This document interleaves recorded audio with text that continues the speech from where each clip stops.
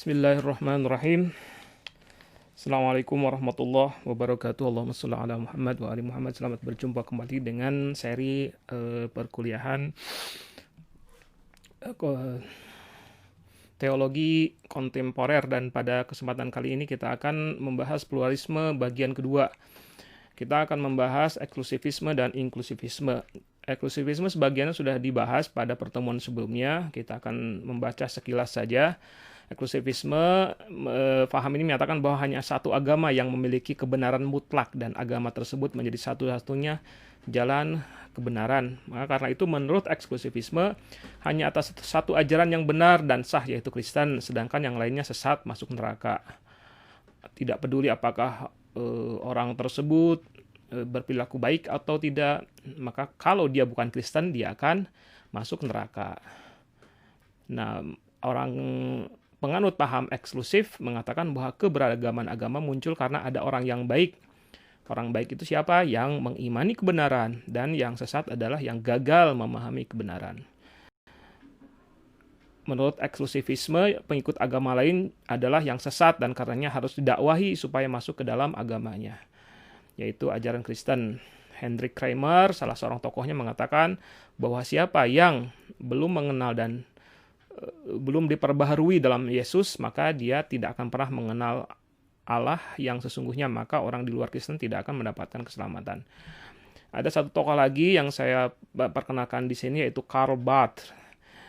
Dia mengatakan Tuhan yang dinyatakan pada salib Yesus menantang dan menggulingkan upaya apapun yang berusaha mempersekutukan Tuhan Allah dengan budaya manusia. Mempersatukan Tuhan dengan budaya manusia, dengan keberhasilan ataupun dengan harta miliknya. Tuhan memberikan dukungan terhadap perang untuk melawan budaya tersebut. Karl Barth. Dan pada kesempatan kali ini saya tidak akan memberikan kritikan ya terhadap eksklusivisme karena sudah banyak yang membahas dan sepertinya tidak perlu begitu ada upaya untuk melakukan perenungan untuk bisa membantah paham eksklusivisme ini. Kita sekarang masuk ke inklusivisme. Inklusivisme, sebelum kita bahas hal yang terkait dengan inklusivisme ini, perlu saya sampaikan bahwa kadang-kadang orang menggabungkan begitu saja antara, atau menyamakan saja begitu saja antara inklusivisme dengan pluralisme. Jadi ada Islam inklusif misalnya, itu seringkali disebutkan, ada yang mengatakan bahwa Islam inklusif adalah Islam yang pluralis. Padahal sejatinya kedua paham itu berbeda satu sama lain. Inklusivisme adalah paham yang pertama kali muncul sebagai reaksi terhadap permasalahan eksklusivisme yang ada di tubuh gereja. Inklusivisme adalah sikap atau pandangan yang melihat bahwa agama-agama lain di luar Kristen juga dikaruniai rahmat Tuhan dan bisa diselamatkan. Beda ya dengan eksklusif ya.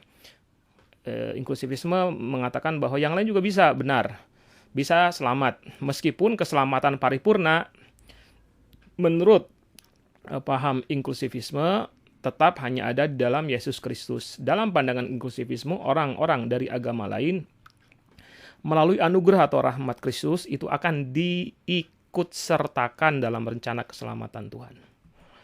Menurut inklusivisme hanya satu kebenaran agama yang mutlak. Akan tetapi penganut agama lain juga memiliki saham kebenaran dan karena itu bisa saja selamat. Ada 4 tafsiran, ada 4 ajaran yang disebut-sebut sebagai pendukung dari inklusivisme. Yang pertama adalah konsep petunjuk Tuhan, yang kedua adalah konsep kebenaran parsial, yang ketiga adalah konsep pengorbanan Kristus, dan yang keempat ada gradasi tingkat keselamatan. Nah, konsep kita bahas satu persatu. Yang pertama terkait dengan petunjuk Tuhan. Jadi konsep tentang adanya petunjuk Tuhan ini mendukung inklusivisme. Jadi menurut konsepnya dikatakan bahwa hanya ada satu agama yang benar. Agama yang lain sebenarnya sesat. Akan tetapi sepanjang pengikut agama lain itu adalah orang yang baik, maka dia, orang yang non-Kristen itu, pada akhirnya di suatu waktu pasti akan mendapatkan petunjuk dari Tuhan dan akan memeluk ajaran agama yang benar, yaitu ajaran Kristen. Itu yang pertama. Kemudian yang kedua adalah kebenaran parsial. Jadi seperti diagram Venn, saya buatkan seperti begini gambarnya. Ini juga sama. Pada dasarnya hanya ada satu agama yang benar secara komprehensif, yaitu Kristen. Jadi kalau kita lihat di sini ada hanya Kristen yang bulatan yang paling bawah, yang didominasi dengan warna hijau. Adapun penganut agama lain itu memiliki sejumlah kebenaran parsial. Ada bagian tertentu dari agama-agama lain itu yang memiliki kesamaan dengan ajaran agama yang benar. Karena itu ketika penganut agama lain mengamalkan kebenaran parsial tersebut, maka dia juga akan memperoleh keselamatan. Kita lihat bahwa Kristen seperti begini. Akan tetapi ada agama lain nih segini nih. Ada agama lainnya nih yang dominannya di sini warna pink. Nah, ini kan beririsan ini antara agama ini dengan Kristen, antara agama yang oranye juga beririsan dengan Kristen. Nah, ini kebenaran parsial ada di tengah-tengah, dan karena adanya kebenaran-kebenaran parsial inilah maka agama-agama lain juga akan mendapatkan keselamatan. Banyak yang bisa kita jadikan contoh di sini ya, misalnya ajaran tentang mencintai sesama, ajaran untuk menolong orang-orang miskin, itu ada di agama-agama yang lain. Kristen mengajarkan hal yang sama juga. Maka kebenaran-kebenaran yang muncul di sini, ini dianggap sebagai dasar bagi terselamatkannya para pengikut dari ajaran agama-agama yang lain. Kemudian yang ketiga adalah konsep pengorbanan Kristus. Hanya ada satu agama yang benar, yaitu Kristen. Agama-agama lainnya sesat. Akan tetapi pengorbanan Kristus itu sangat besar. Disebutnya the supreme sacrifice. Jadi pengorbanan yang agung. Dan karena itu maka keberkahan pengorbanan ini akan menaungi semua penganut agama yang lain. Jadi Kristus itu disebutkannya menebus dosa manusia. Disalib, mengalami penderitaan yang luar biasa dalam rangka apa? Menembus semua dosa manusia. Jadi pengorbanan itu dalam rangka apa? Supaya orang-orang, semua manusia, agama apapun, itu akan terselamatkan.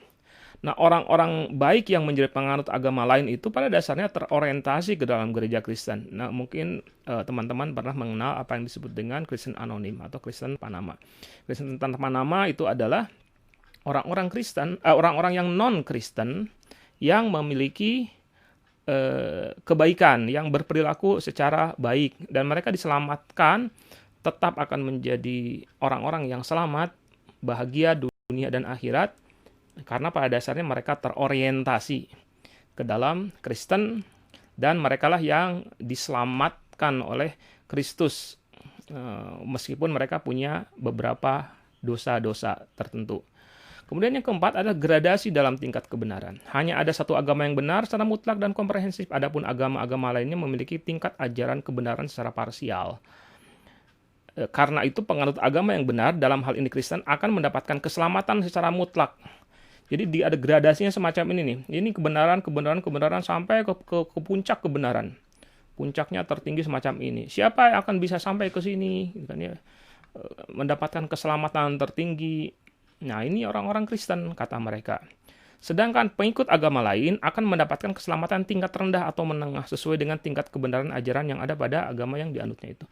Agama-agama lain ada di bawah. Tapi tetap saja kan, meskipun ya berdasarkan konsep gradasi tingkat keselamatan ini, meskipun mereka berada di bawah, tapi tetap saja mereka berada dalam satu gradasi keselamatan. Nah, kita masuk ke dalam kritikan. Kritikan terhadap inklusivisme. Yang pertama adalah kontradiksi internal. Keempat landasan berpikir inklusivisme itu saling menafikan satu sama lain. Prinsip petunjuk Tuhan menafikan prinsip pengorbanan Yesus. Prinsip pengorbanan Yesus membantah prinsip kebenaran parsial. Juga membantah gradasi kebenaran. Dan seterusnya. Maksud saya begini. Kita akan misalnya antara prinsip pengorbanan dengan prinsip tunjuk Tuhan gitu. Kita akan mengatakan, mempertanyakan, untuk apa Yesus ini atau Tuhan ini berkorban, melakukan pengorbanan? Toh semua orang juga pada akhirnya akan mendapatkan petunjuk, karena Tuhan itu maha pemberi petunjuk. Untuk apa ada pengorbanan? Atau juga sebaliknya, untuk apa gitu kan ya orang mendapatkan untuk apa Tuhan ini menjadi zat yang maha pemberi petunjuk? Nggak perlu dikasih petunjuk, ya nggak apa-apa. Orang-orang itu tidak perlu petunjuk. Toh sudah ada pengorbanan yang dilakukan oleh Yesus yang akan menyelamatkan, akan menebus dosa apapun, kesesatan apapun yang dilakukan oleh oleh manusia. Hal yang sama juga ketika dihubungkan dengan kebenaran parsial gitu kan ya, dihubungkan dengan pengorbanan. Untuk apa dibuatkan konsep ada kebenaran parsial? Ya nggak apa-apa, orang walaupun misalnya tidak punya kebenaran parsial pun dia tuh akan selamat. Kenapa? Karena Tuhan sudah berkorban, Yesus sudah berkorban. Atau juga dibalik juga sama. Untuk apa gitu? Ada pengorbanan dari Tuhan, dari Yesus. Toh pada dasarnya manusia itu ketika melakukan kebaikan, agama apapun juga yang dianut oleh manusia, dia selalu punya kebenaran-kebenaran parsial. Betul kan ya? Jadi ini ada kontradiksi di antara berbagai macam konsep tersebut. Kritikan yang kedua, ini inklusivisme ini sangat Kristen sentris. Prinsip petunjuk Tuhan didasarkan pada keyakinan hanya Kristenlah yang benar, sedangkan ajaran agama lainnya salah. Nah, ini pertanyaannya bagaimana dengan agama yang lain? Mungkinkah agama lain juga berhak mengklaim kebenaran komprehensif hanya milik mereka? Bolehkah orang Islam misalnya mengatakan bahwa kebenaran mutlak hanya milik orang Islam? Dan memang itu kan klaimnya kan orang Islam, kita sebagai orang Islam mengatakan bahwa kebenaran mutlak hanya kami. Jadi ini bermasalah gitu, karena kalau memang kebenarannya sudah dipancangkan dulu, dibuat patokannya bahwa yang benar adalah Kristen, dan itu artinya adalah Kristen sentris, maka baru kita bisa mengatakan bahwa bisa memberlakukan, bisa memahami kebenaran inklusivisme ini. Kritikan yang ketiga, tidak jelasnya parameter kebaikan. Dalam prinsip petunjuk Tuhan, misalnya seseorang pada akhirnya dikatakan akan mendapatkan petunjuk Kristus jika dia orang baik. Nah, di sini apa yang dimaksud dengan baik dalam pandangan inklusivisme tersebut? Apa yang menjadi parameternya? Siapa yang berhak mengidentifikasinya? Bagaimana jika ada perilaku yang disebut baik menurut Kristen, justru disebut buruk menurut ajaran agama lain? Ada tidak? Ya ada, banyak. Ada beberapa hal, ada beberapa perilaku yang misalnya ya dalam ajaran Kristen makan babi itu baik, nggak ada masalah. Nah, kalau menurut agama lain salah, menurut Islam salah gitu. Disunat baik menurut ini, kalau menurut yang lain biasa saja gitu. Juga sebaliknya, bagaimana jika sesuatu itu disebut buruk oleh Kristen, tapi malah baik menurut agama lain? Kemudian kritikan yang keempat, tetap baik dan tetap non-Kristen. Bagaimana dengan orang yang meninggal dunia? Nah, ini terkait dengan ini ya, dikatakan bahwa Tuhan maha pemberi petunjuk, sehingga orang baik itu, seorang yang pada dasarnya baik, maka pada akhirnya dia akan mendapatkan petunjuk Tuhan. Tapi bagaimana kalau dia keburu meninggal? Ini kan prinsip yang ini mengindikasikan bahwa semua orang pada akhirnya akan memeluk agama Kristen. Kalau dia punya dasar yang baik, kalau dia mengenal ajaran Kristen. Bagaimana dengan fakta yang menunjukkan bahwa begitu banyak orang baik yang ternyata menganut agama berbeda-beda dan mereka tetap dengan agama mereka sampai akhir hayat? Kritikan yang kelima, Kristen minimal, kriminal versus non-Kristen saleh. Pada faktanya, kekristenan tidak selalu linear dengan kebaikan dan kesalehan. Sama dengan Islam ya, sama dengan agama yang lain. Kan ya? Ketika ada banyak orang Kristen dan juga ada banyak orang Islam yang melakukan tindakan kriminal, bahkan dengan parameter kekristenan itu sendiri, bahkan dengan parameter keislaman itu sendiri. Mencuri, korupsi, itu kan keliru, kan? Salah menurut Kristen. Nah, bagaimana dengan orang Kristen yang melakukan tindakan kriminal tersebut? Apakah dia tetap lebih baik dan mendapatkan surga dibandingkan dengan orang yang non-Kristen yang melakukan kebaikan? Ini masalah yang tidak dijawab secara jelas oleh inklusivisme. Yang keenam, menafikan komprehensivitas premis-premis agama. Agama, ini tolong perhatikan ini karena ini agak perlu direnungkan lebih jauh ya. Agama adalah ajaran yang terdiri dari sekumpulan premis yang panjang dan komprehensif. Ya, kita sudah membahas ya bahwa awalnya percaya pada Tuhan. Bahwa Tuhan ini ada, Tuhan ini satu. Kalau Islam ya, Tuhan ini ada, Tuhan ini satu, Tuhan maha pengasih, maha penyayang, Tuhan memiliki sifat-sifat yang baik, Dan karena itu pasti dia, karena sayangnya sama manusia, pasti akan memberikan petunjuk kepada manusia. Dan kemudian petunjuk itu disampaikan dengan cara mengutus para nabi. Dan kemudian para nabi itu menyampaikannya kepada manusia. Ada yang petunjuk itu dibukukan dalam bentuk kitab. Dan kemudian dengan kitab itu manusia-manusia, para umat agama itu menjalankan perintah Tuhan. Dan ajaran-ajarannya adalah ajaran syariatnya seperti apa, ajaran akhlaknya seperti apa, dan lain sebagainya. Nah, setiap agama pastilah memerintahkan penganutnya untuk mengimani dan mempraktekkan ajaran agamanya secara komprehensif. Tidak akan pernah temukan teks atau perkataan pembawa ajaran agama yang menyatakan bahwa ajaran yang ia bawa tidak sepenuhnya harus diikuti. Dan pengikutnya boleh meninggalkan sebagiannya, lalu mengikuti ajaran agama yang lain. Nah, ini ketika kebenaran, pada dasarnya kebenaran ajaran agama itu dibangun dengan sekumpulan premis, tapi kemudian kita akan mengatakan bahwa ternyata ada irisan kebaikan, dan itu yang mendapatkan kebaikan, yang melakukan kebaikan itu, meskipun premis awalnya, premis yang paling intinya salah, itu tetap dikatakan sebagai orang yang selamat. Ini akan keliru karena ajaran agama itu mengatakan bahwa ajaran agama itu harus secara komprehensif dilakukan, harus secara komprehensif dijalani. Maksud saya gini, kalau misalnya kita kembali kepada ajaran, kita coba lihat kembali ke, nah ini, ajaran Kristen, perhatikan di sini mengatakan ini adalah sebuah ajaran yang secara komprehensif punya bangunan keyakinan, sistem keyakinan. Nah, ini ajaran Kristen pasti mengatakan semuanya harus dijalani. Kalau hanya sebagiannya saja, itu tidak ada satupun ya orang Kristen atau para pendaknya atau dari ajaran Alkitab yang mengatakan sebagiannya sajalah yang dilakukan, sehingga cukup dengan sebagiannya saja kalian akan selamat. Ini dengan adanya fakta bahwa setiap ajaran itu komprehensif sifatnya, maka ketika hanya ada sedikit perilaku kebenaran yang dipraktekkan oleh orang yang punya banyak perbedaan dengan ajaran Kristen di titik-titik ini, maka tetap saja yang namanya mereka itu tidak dianggap sebagai orang yang telah menjalankan kebenaran yang komprehensif itu. Itu maksudnya seperti begitu ya. Kita kembali kepada kritikan berikutnya. Kritikan nomor 7, itu mengabaikan pokok dan cabang. Ini kurang lebih juga sama pemahamannya. Sejarah agama-agama menunjukkan bahwa sebuah ajaran agama baru pastilah berbeda dengan ajaran agama lama dari sisi premis inti. Jadi agama itu menjadi berbeda-beda karena premis-premis intinya yang berbeda. Tidak hanya semata-mata dia penganut. Jadi agama itu berbeda karena memang punya premis-premis inti yang berbeda. Jika ada bagian yang sama pada dua agama yang berbeda, 2 atau 3 agama yang berbeda, dan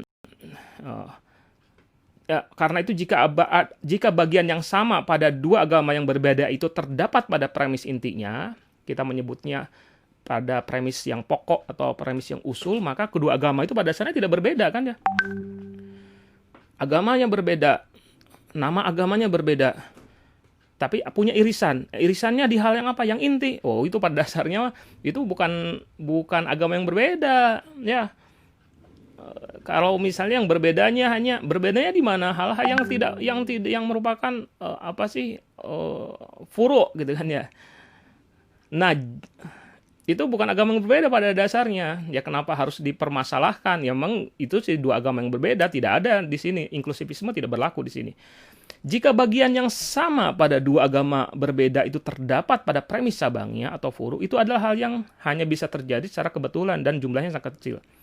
Lalu keselamatan apa yang dijanjikan bagi penganut agama lain dengan porsi kebenaran yang sangat kecil itu? Itu ya, yang ternyata yang berbeda itu toh pada akhirnya harus diakui ketika 2 agama ternyata berbeda nama, berbeda konsep, itu memang perbedaannya terdapat pada yang inti, sementara kesamaannya secara kebetulan muncul pada hal-hal yang sifatnya furu atau cabang. Kalau misalnya yang munculnya pada titik yang cabang, Kenapa hal yang cabang itu bisa dijadikan dasar untuk memberikan jaminan keselamatan kepada penganut agama lain? Kurang lebih begitu ya pemikiran yang ada di kritikan nomor 7. Nomor 8, Anda sendiri yakin akan selamat. Setiap agama pasti mengajarkan sejumlah kewajiban atau larangan yang bermakna adanya pahala dan hukuman. Untuk agama-agama samawi, hukuman yang disediakan bagi pelanggar itu sangat berat, luas, dan beragam. Sampai-sampai setiap manusia itu sepertinya itu selalu berada pada posisi untuk melakukan kesalahan yang berujung pada hukuman. Ya, kalau kita mau merenungi diri kita sendiri, apakah kita pasti selamat? Kayaknya enggak deh. Sholat aja yang kita lakukan banyak masih ada terselip rasa riaknya.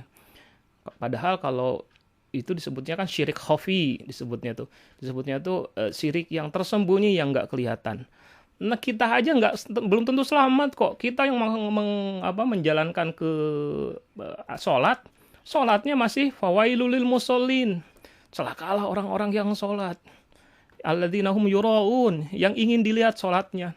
Kita aja yang menjalankan kewajiban, yang menjalankan kebenaran, masih belum tentu selamat. Kalau kita sendiri terancam tidak selamat, mungkinkah kita akan menawarkan keselamatan kepada orang lain? Kayaknya terlalu pede gitu ya kita ini ketika mengatakan, orang lain juga pasti selamat. Jangan mikirin orang lain deh, mikirin kita dulu. Belum tentu loh, berdasarkan agama masing-masing, orang-orang itu sangat mungkin untuk melakukan dosa. Kemudian yang kritikan nomor 9 adalah logika petunjuk. Tuhan memang zat maha pemberi petunjuk, akan tetapi adanya petunjuk tidak serta-merta meniscayakan yang ditunjukinya akan mengikuti petunjuk. Bisa saja orangnya tidak percaya atau orangnya sombong, tidak perlu mendapatkan petunjuk, dan lain sebagainya. Ya, walaupun kita ada rambu-rambu lalu lintas, belum tidak meniscayakan bahwa tidak akan terjadi kecelakaan. Lampu lalu lintas hanya akan mencegah terjadinya kecelakaan lalu lintas kalau semua orang mengikuti kan ya. Tapi kan faktanya banyak saja terjadi kecelakaan. Kenapa itu? Ya karena memang ada saja yang melanggar, cukup banyak gitu. Jadi adanya petunjuk, adanya keinginan untuk mengatur sesuatu dan kemudian diwujudkan dalam bentuk pemberian petunjuk, adanya keinginan untuk menyelamatkan sebanyak mungkin orang, tidak menjadi penjamin bahwa orang-orang akan selamat. Kritikan nomor 10 adalah irisan perilaku. Dalam fakta kehidupan sehari-hari kita akan menemukan begitu banyak fakta bahwa sebuah perilaku menjadi irisan bagi konsep kebaikan dan keburukan secara sekaligus. Mungkin tidak iya, karena itu kan sifatnya kalau dalam mantik itu kan disebutnya hal yang sifatnya aksidental, sifat arodi. Kalau misalnya antara dua hal yang kontradiktif, itu bisa saja punya irisan. Irisannya di hal-hal yang arodi, bukan di hal-hal yang aksidental, bukan di hal-hal yang sifatnya substansial. Misalnya, bagi hasil yang adil. Nah, ini kita akan temukan pada pekerjaan-pekerjaan perkongsian bisnis yang halal. Saya dengan Anda punya perkongsian. Saya mengasih modal, Anda mengerjakannya. Kemudian bagi hasil, tentu kita akan melakukan bagi hasil ketika mendapatkan keuntungan, maka keuntungan itu kita bagi secara adil di antara kita, antara saya dengan Anda, antara saya sebagai pemodal dengan Anda sebagai yang menjalankan usaha. Akan tetapi prinsip bagi hasil juga terdapat, prinsip bagi hasil yang adil juga itu diberlakukan pada pembagian hasil curian dari tim atau dari sebuah komplotan pencuri. Betul ya? Orang sudah mencuri, ya kemudian orang-orang misalnya ada tim pencuri, komplotan pencuri. Mereka mendapatkan hasil curiannya, pasti mereka selama ini ketika kelompok tersebut bisa bertahan lama, itu artinya ada pembagian yang adil di antara mereka. Ya pencuri aja menerapkan gitu, yang namanya pembagian bagi hasil yang adil di antara mereka. Nah, adanya prinsip bagi hasil yang adil pada kelompok pencuri itu tidak menunjukkan bahwa perilaku mencuri mereka menjadi baik. Karena mereka adil di antara sama mereka sendiri, maka pencurian itu baik. Nggak bisa begitu kan ya. Atau misalnya ada mafia-mafia yang sayang sama anaknya. Kalau saya ingat film Godfather itu mereka adalah orang-orang yang menyayangi anaknya. Mereka itu sayang sama anaknya. Mereka itu sangat memberikan reward yang tidak pernah menyia-nyiakan kepada para anak buahnya yang setia, misalnya dikasih reward. Itu adanya kasih sayang, adanya reward, adanya komitmen, adanya disiplin, adanya kesetiaan yang dibangun. Itu bukan berarti bahwa perilaku mafia itu menjadi baik. Nah, itu saja 10 kritikan terhadap inklusivisme. Sekian, Assalamualaikum warahmatullahi wabarakatuh.